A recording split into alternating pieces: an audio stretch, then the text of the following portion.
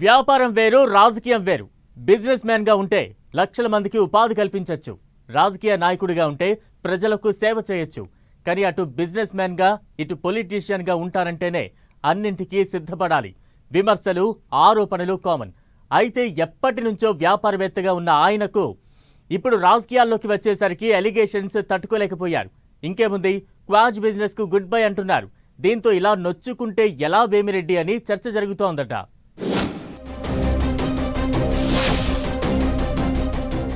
ఆరోపణలకు నొచ్చుకున్న ఎంపీ వేమిరెడ్డి ప్రభాకర్ రెడ్డి ఉపాధి కల్పిద్దామంటే ఎలిగేషన్స్ చేస్తారా అంటూ ఫైర్.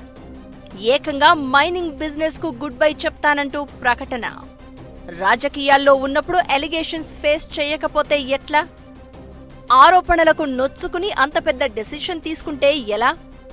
ఆయన నాన్ కాంట్రవర్సీ లీడర్, మంచి బిజినెస్ మ్యాన్ కూడా. 2018 వరకు ఆయనకు ఎలాంటి రాజకీయ వాసనలు లేవు. అందరి వారిగా ఉంటూ వచ్చినవారు. కానీ ఆల్ ఆఫ్ సడన్ గా 2019లో వైసీపీ నుంచి ఎంపీ అయ్యారు. ఆ తర్వాత జగన్తో విభేదించి టీడీపీ గూటికి చేరి 2024లోనూ ఎంపీగా గెలిచారు. ఒకప్పుడు వైసీపీలో ఆయన ప్రత్యర్థులుగా ఉన్నవారు ఇప్పుడు వేమిరెడ్డి టీడీపీలో ఉండడంతో డైరెక్ట్ అటాక్ కు దిగుతూ ఎలిగేషన్స్ చేస్తున్నారు. దీంతో ఎంపీ గారు నొచ్చుకుంటున్నారు.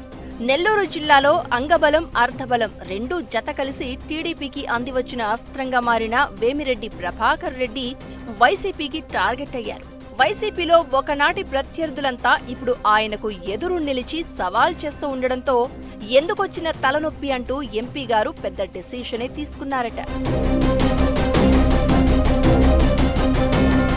అలిగేషన్స్ ఎక్కువైపోవడంతో నెల్లూరు టీడీపీ ఎంపీ వేమిరెడ్డి ప్రభాకర్ రెడ్డి సంచలన నిర్ణయం తీసుకున్నారు. 400 కోట్ల రూపాయలతో ఫ్యాక్టరీ పెట్టాలనుకున్న ఆలోచనను విరమించుకున్నట్లు ప్రకటించారు. 400 కోట్ల రూపాయల పెట్టుబడితో క్వార్జ్ ఫ్యాక్టరీ పెట్టి 1000 మందికి ఉపాధి కల్పించాలని అనుకున్నాను అని, ప్రభుత్వాన్ని అనుమతులు అడిగాను అని చెప్పుకొచ్చారు. అక్రమ మైనింగ్ లేకుండా న్యాయబద్ధంగా క్వార్జ్ పరిశ్రమ నెలకొల్పాలని అనుకున్నట్లు చెప్తున్నారు. సొంత డబ్బుతో సేవ చేస్తుంటే తనపైనే అసత్య ప్రచారాలు చేస్తున్నారని ఆయన వాపోయారు. తనకు అవినీతి చేయాల్సిన అవసరం లేదంటున్న ఆయన ఎవరన్నా ఆసక్తి ఉన్నవాళ్లు ఫ్యాక్టరీ పెట్టాలని వస్తే వారికి సహకరిస్తాను అంటున్నారు.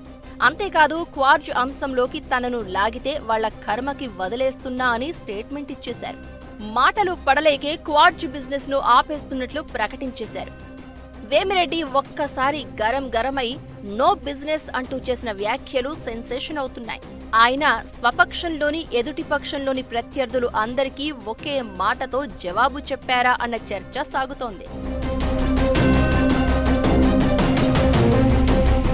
ఏ పార్టీతో సంబంధం లేకుండా బిజినెస్ చేసినప్పుడు అంతా బానే ఉంటుంది.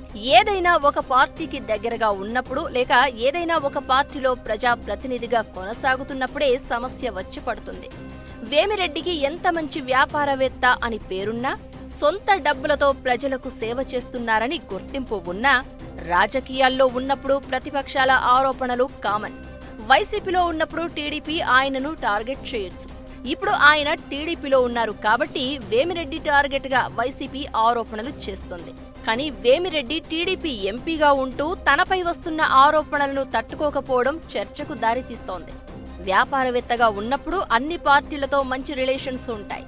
కానీ రాజకీయ రంగు అంటించుకుంటేనే విమర్శలు, ఆరోపణలు కామన్. జెన్యూన్ గా క్వార్జ్ ఫ్యాక్టరీతో ప్రజలకు ఉపాధి కల్పించాలనుకున్నా వైసీపీ చేసిన ఆరోపణల్లో నిజం లేదని చెప్పే ప్రయత్నం చేయొచ్చు. కానీ ఆల్ ఆఫ్ సడన్ గా క్వార్జ్ ఫ్యాక్టరీ నిర్మాణం ఆలోచనే విరమించుకోవడంతో ఎంపీ గారు ఇంత సెన్సిటివ్ అయితే ఎలా అని చర్చించుకుంటున్నారట పబ్లిక్. ఆరోపిస్తోంది ప్రతిపక్షమైనా నమ్మాల్సింది ప్రజలు కదా. ఈ చిన్న లాజిక్ ఎలా మిస్ అయ్యారన్న టాక్ వినిపిస్తోంది. ఏదైనా వేమిరెడ్డి క్వార్జ్ బిజినెస్ కు గుడ్ బై చెప్పడం మాత్రం అటు ప్రతిపక్షంలో ఇటు అధికార కూటమితో పాటు ప్రజల్లోనూ చర్చకు దారితీస్తోంది.